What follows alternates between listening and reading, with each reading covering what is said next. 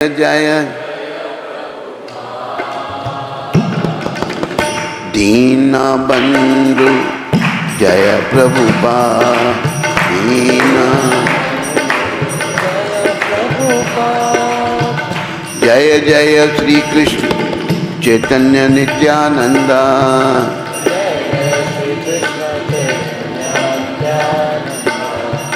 जय द्वैत चंद्र जय गौर भक्त वृंदा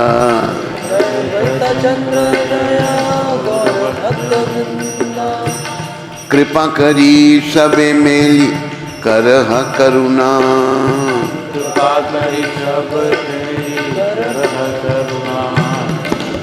अधम पतिता जन नागरिहा घृणा अधम पतिता जन नागरिहा घृणा। जय जगन्नाथ जय जगन्नाथ दीन बंधु जय जगन्नाथ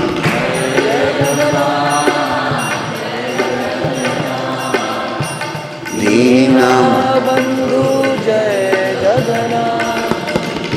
जय बलदेव जय बलदेव दया के सागर जय बलदेव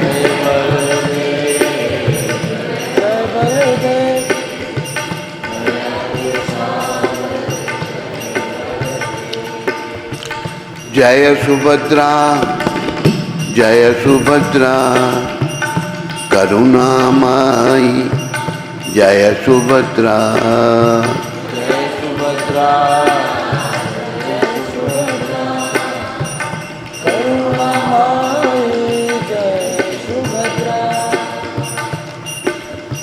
बोलो जगन्नाथ भगवान की, बोलो बलदेव भगवान की, बोलो सुभद्रा माता की, बोलो सुदर्शन चक्र जी महाराज की, बोलो गौर निताय भगवान की, अद्वैताचार्य गदाधर श्रीवास ठाकुर की, समस्त गौर भक्त वृंदों की, बोलो इन सब के देने वाले पतित पावन शिल प्रभुपाद की। कथा करनी है या ये दिखाना है? कितनी देर के लिए हो? हैं? 20 मिनट। कथा थोड़ी ज्यादा हो जाएगी फिर। महाभागवत श्रील प्रभुपाद जगन्नाथ जी के सबसे बड़े प्रचारक, बाल्यकाल में रथ यात्रा। श्रील प्रभुपाद बाल्यकाल से ही जगन्नाथ जी के बड़े प्रेमी थे। कलकत्ता में प्रतिवर्ष होने वाले जगन्नाथ जी के रथ यात्रा समारोह के पीछे अभय मुग्ध थे। मलिक की कलकत्ता रथ यात्रा सबसे विशाल होती,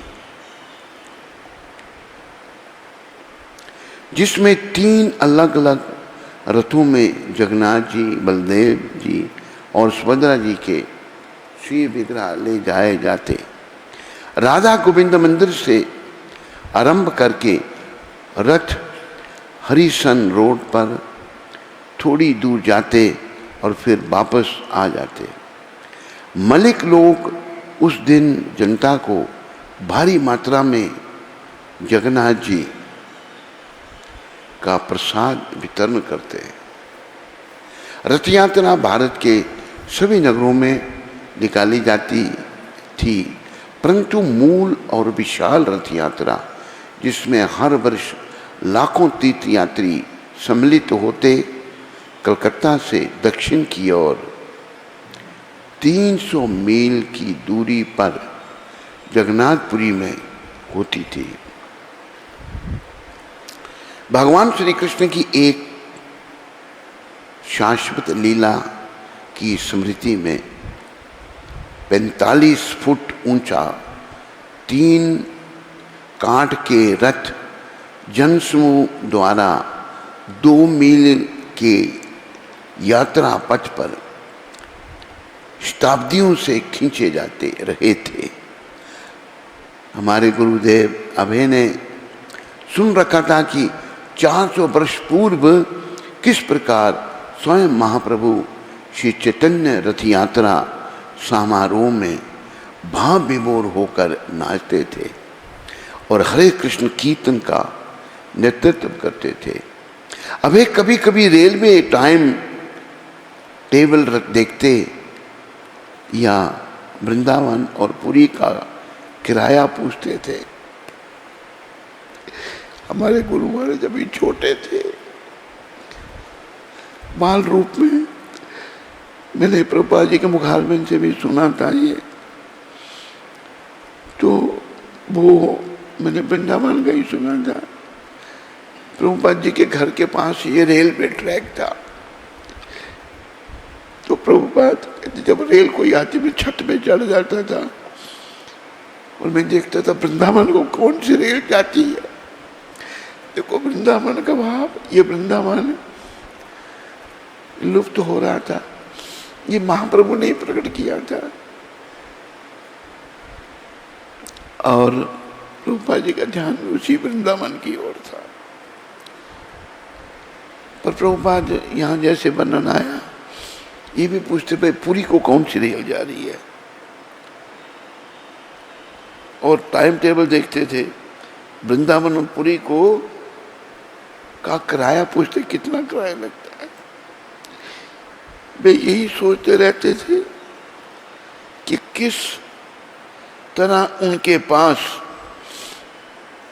किराया के पैसे इकट्ठे हों और वे इन स्थानों को जा सकें। अभय की इच्छा थी कि उनका अपना रथ हो और वे अपनी रथ यात्रा निकाल सकें। सहायता के लिए उन्होंने अपने पिताजी से कहा, और पिताजी का नाम गौर मोहन था, और गौर मोहन जो हैं राजी हो गए। मैं आपको बताऊं, प्रभुपाद जी अपने पिताजी की भी बड़ी तारीफ करते थे। वो बड़े महान वैष्णव थे श्रीला गौर मोहन जी। तब तो बड़ी महान आत्मा उनके घर में प्रकट हुई। एक बार प्रभुपाद जी के पिता की कपड़े की दुकान थी। शाम को जब आए, गुरु महाराज का नाम अभय था, छोटे थे। शाम को जब आए तो गुरु महाराज प्रतीक्षा करते रहते थे बाल रूप में अपने पिता के आने की। लेकिन आज वो सो गए। तो श्रीला गौर मोहन जी ने पूछा अपनी पत्नी से, अबे कहाँ है? कहते वो सो गया। कहते इतना जल्दी तो नहीं सोता वो। कहते मुझे कहने लगा मुझे कचौरी बना के खिलाओ, मेरे से नहीं बनती अभी। माँ ने मना कर दिया। श्रीला प्रभुपाद जी के पिता गौर मोहन जी महाराज के उठाया सोए हुए अपने बच्चे को कि तुम्हें कचौरी खानी है? हाँ चल अभी बना कचौरी। इतना सम्मान करते थे। वो जानते थे मेरा पुत्र बड़ा महान है। गौर मोहन जी बड़े महान थे, जिनके घर ऐसी संतान हुई जिन्होंने वैष्णव धर्म का प्रचार पूरी दुनिया में कर दिया। और रथ यात्रा आज इनकी प्रभुपाद कृपा से सारी दुनिया में होती है।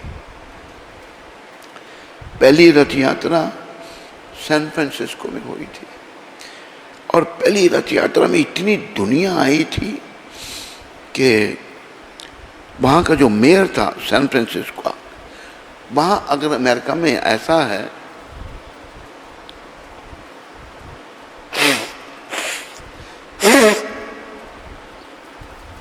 अगर ज़्यादा लोग भीड़ भाड़ इकट्ठी हो जाए, वो क्या करते हैं,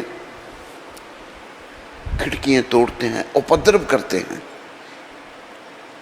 रथ यात्रा में इतनी दुनिया इकट्ठी हो गई। मेयर कहता कि इतना शांति में प्रदर्शन कभी मैंने देखा ही नहीं। वो कहता है कि आज का दिन मैं ये घोषित करता हूँ, लिख के दिया मेयर ने, आज भी पढ़ा है वो सैन फ्रांसिस्को में, कि ये रथ यात्रा दिन होगा। ये देखो प्रभुपाद जी का प्रभाव था। तो बड़ा महान प्रभाव इनका था।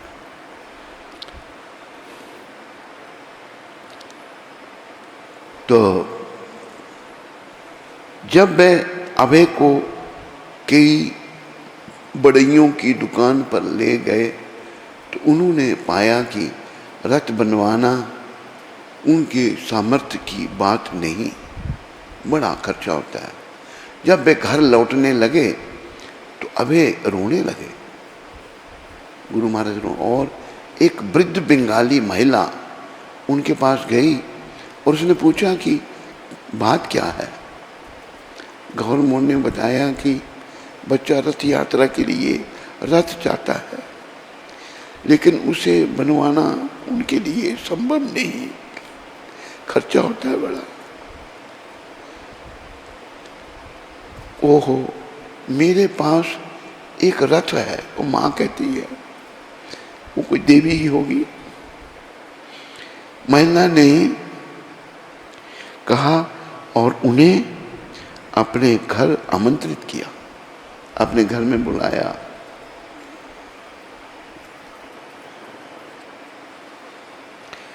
उसने रथ दिखाया। रथ पुराना लगता था, लेकिन फिर भी काम चलाऊ था, पुराना था, और उसका आकार भी ठीक था, लगभग 3 फुट ऊंचा। गौर मोहन ने उसे खरीद लिया और उनकी मरम्मत करा के उसे सजाने में सहायता की। पिता पुत्र ने मिलकर उस पर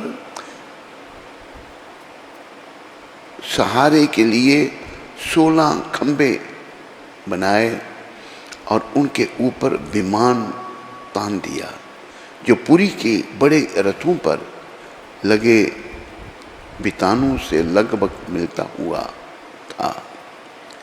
रथ के आगे उन्होंने परंपरागत काठ का घोड़ा और उसका चालक भी लगा दिया।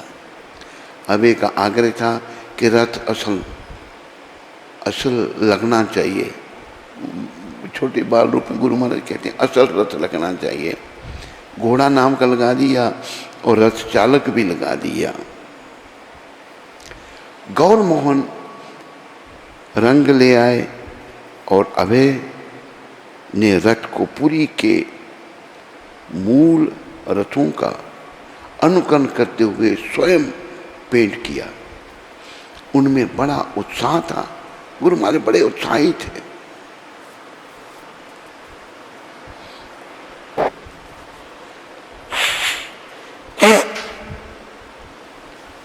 खुद देखो बाल रूप में पेंट कर रहे हैं, उत्साह था।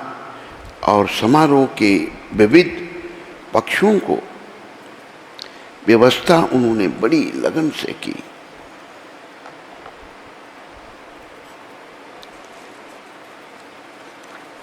लेकिन जब उन्होंने एक पुस्तक में दिए गए चित्रों और विधियों को क्रियान्वित करते हुए यात्रा के लिए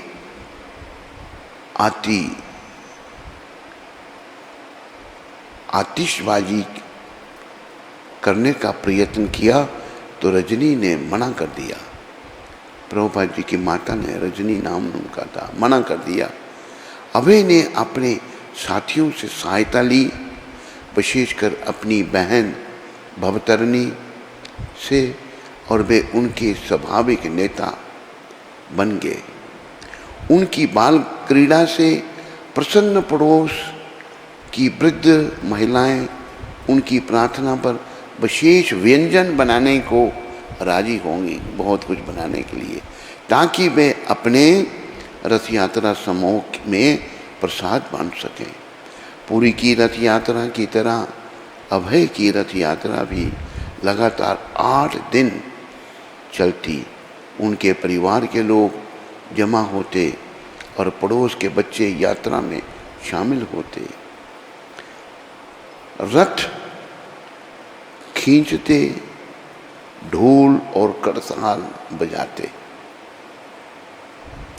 तथा कीर्तन करते। ग्रीष्म की गर्मी में बिना कुर्ता कमीज के केवल धोती पहने अभे हरे कृष्ण और संयोजक संयोग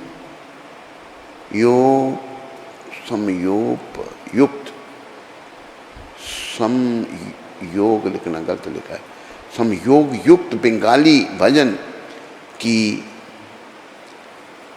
कर राई कमलिनी गाने में बच्चों का मार्गदर्शन करते। आप क्या कर रही हैं श्रीमती राधा रानी? कृपया बाहर आइए और देखिए, वे चुरा रहे हैं आपकी अति प्रिय कोश कृष्ण को, श्याम रतन को। काश युवा राधा रानी जान पाती कि युवक कृष्ण उनके हृदय के रतन अब उन्हें त्याग रहे हैं। अब इन्हें बड़ों के धार्मिक उत्सवों में जो कुछ देखा था उसका उन्होंने अनुकरण किया। उन्होंने अर्च विग्रहों को वस्त्राभूषणों से उसी भांति सजाया, उन्हें नैवेद्य अर्पण किया,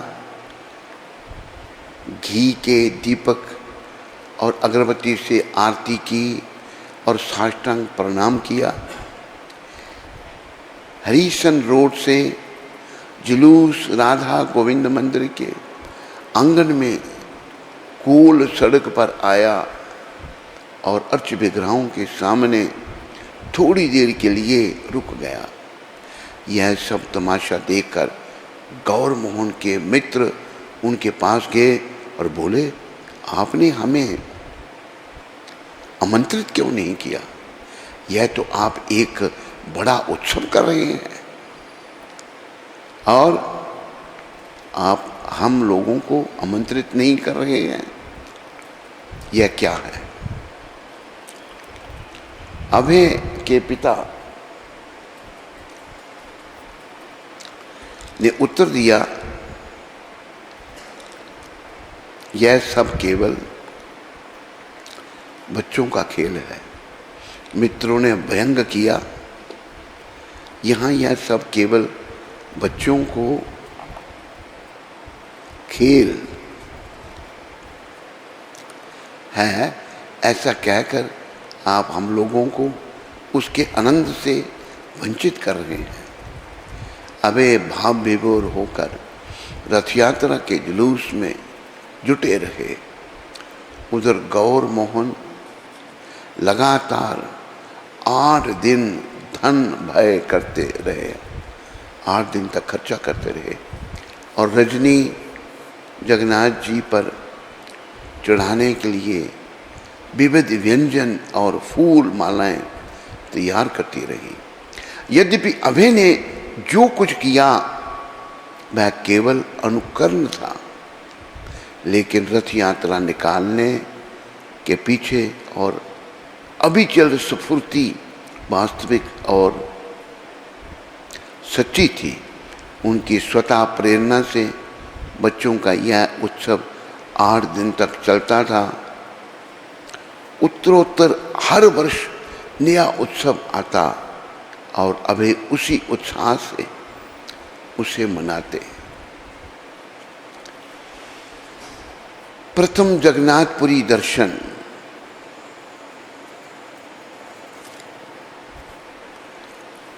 सन 1920 में अभय ने कॉलेज के 4थे साल की पढ़ाई पूरी कर ली और वे परीक्षा में बैठे। फाइनल परीक्षा के कठोर परिश्रम के बाद उन्होंने कुछ दिन का अवकाश मनाया। अपनी चिर संचित एक अभिलाषा की पूर्ति के लिए वह अकेले एक दिन की ट्रेन यात्रा द्वारा जगन्नाथपुरी पहुँचे। बोलो जगन्नाथपुरी धाम की।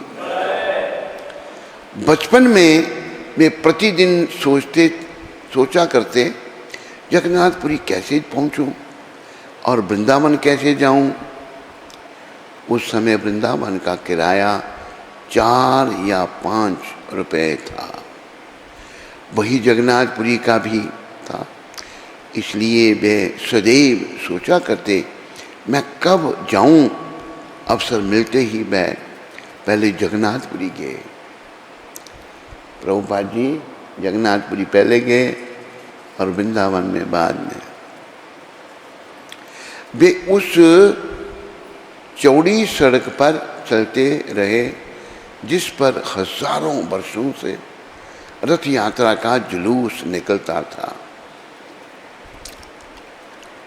बाजार में दुकानों पर जगन्नाथ जी की लकड़ी पर कोरेदी हुई विचित्र छोटी छोटी मूर्तियां दिखाई दे रही थी।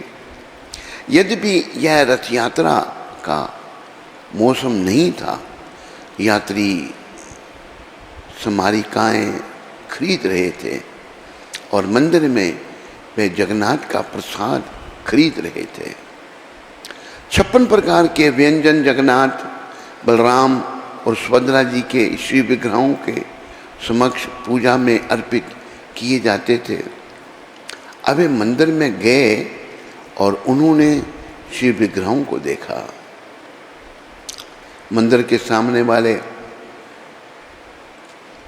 रथ यात्रा के मार्ग पर चलते हुए अभय को अपने बचपन की लीलाएं याद आईं। सड़क पर गाना और नाचना, छोटे रथ, जुलूस, मुस्कुराते हुए जगन्नाथ जी,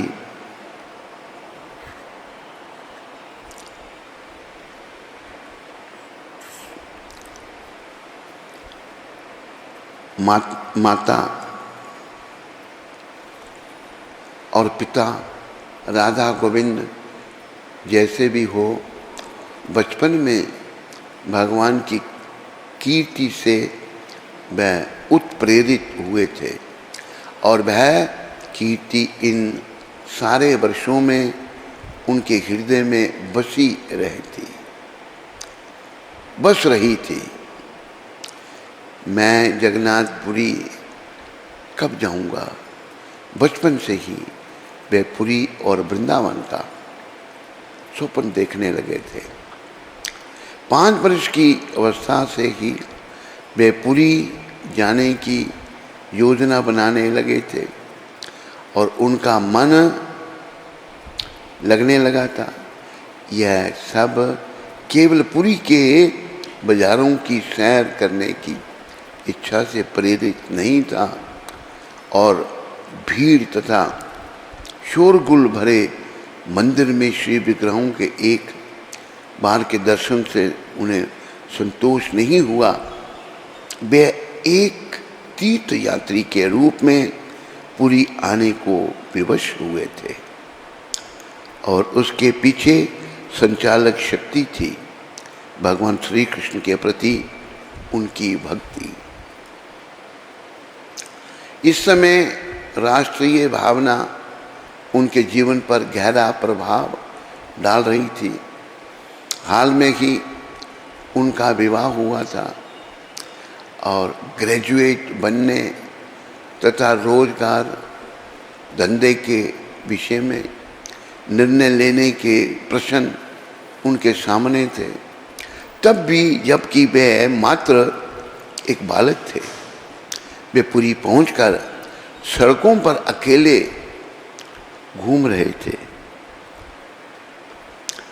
उसी पुरी में जहां महाप्रभु श्री चैतन्य रह चुके थे और जहां श्री कृष्ण जगन्नाथ के रूप में अब भी रहते हैं। पूरी करूं कथा या कैसे करें हैं? अभय को कलकत्ता के कार्यभार से मुक्ति अच्छी लगी। उन्हें पता नहीं था कि कृष्ण और कृष्ण के तीर्थ स्थल के प्रति उनके हृदय में जो प्रेम का अनुभव हो रहा था उसका उनके जीवन से तालमेल कैसे बढ़ेगा। वे जानते थे कि उनके लिए श्री कृष्ण का महत्व अन्य किसी भी वस्तु से अधिक है।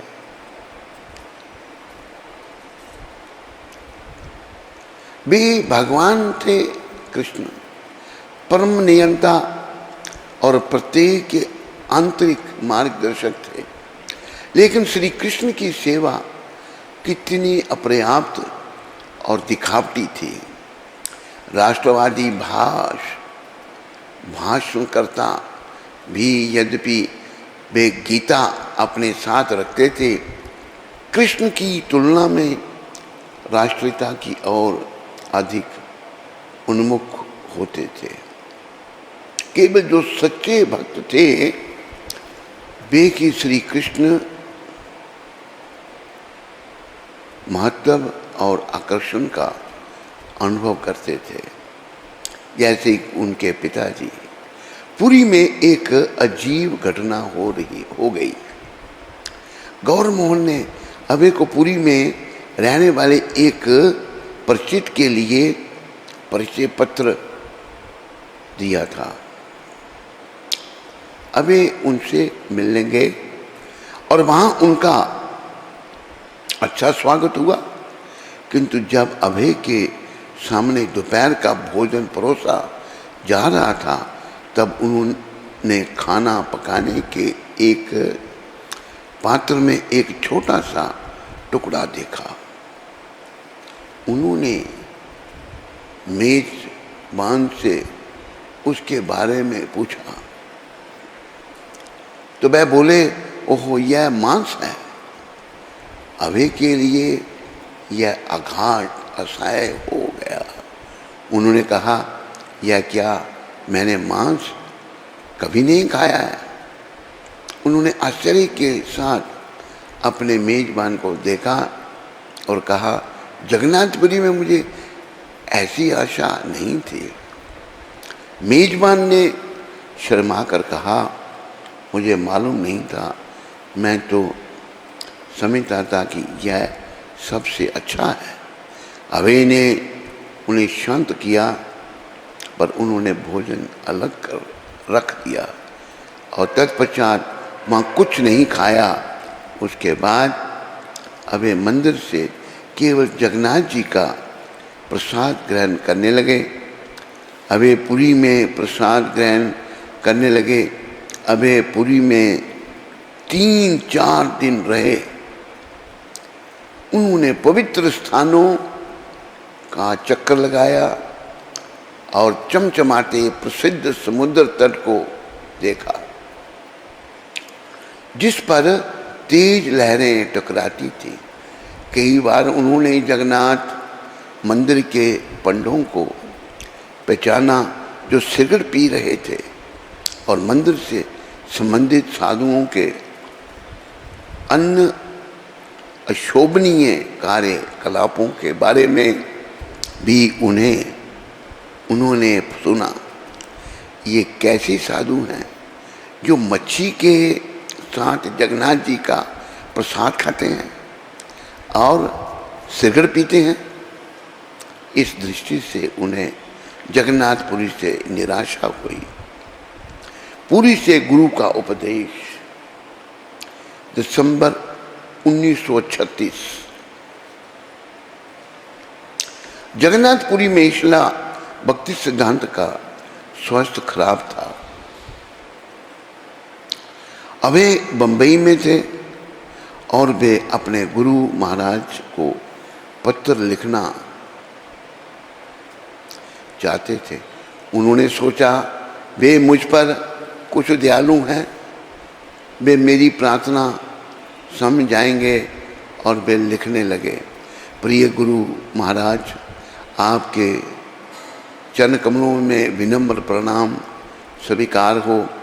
आपके पास बहुत से शिष्य हैं और मैं उनमें से एक हूँ, लेकिन वे आपकी प्रत्यक्ष सेवा कर रहे हैं, किंतु मैं ग्रस्त हूँ, मैं आपकी सेवा नहीं कर सकता। कभी कभी मैं आर्थिक सहायता करता हूँ, जबकि मैं प्रत्यक्ष सेवा नहीं कर सकता। क्या कोई विशेष सेवा है जो मैं कर सकता हूँ? 2 सप्ताह बाद श्रील भक्तिसिद्धांत प्रभुपाद ने अभय को उत्तर दिया,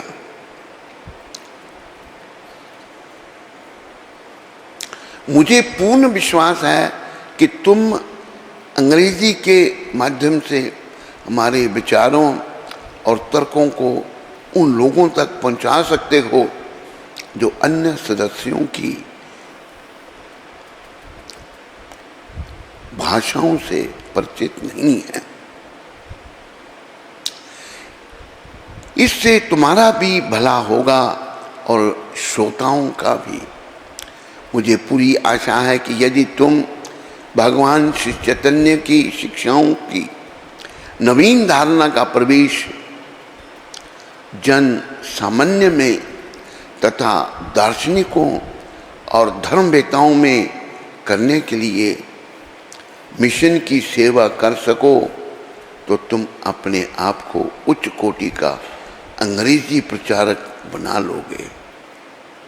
अबे को तुरंत ज्ञात हो गया कि यह तो वही उपदेश है जो 1922 ईस्वी में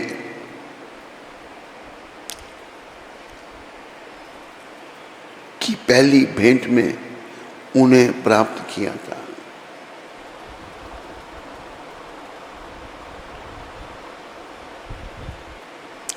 पहली भेंट में उन्होंने प्राप्त किया था, उन्होंने इसे उसकी पुष्टि माना। अब अपने जीवन के उद्देश्य के विषय में उनके मन में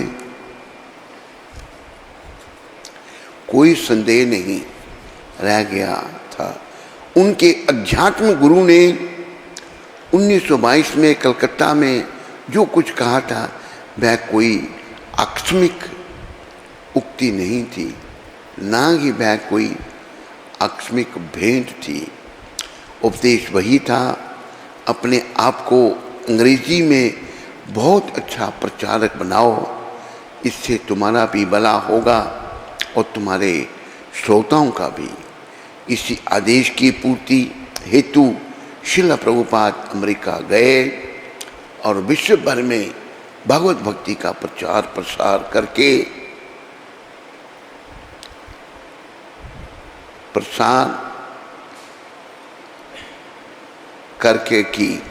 क्या लिखा है,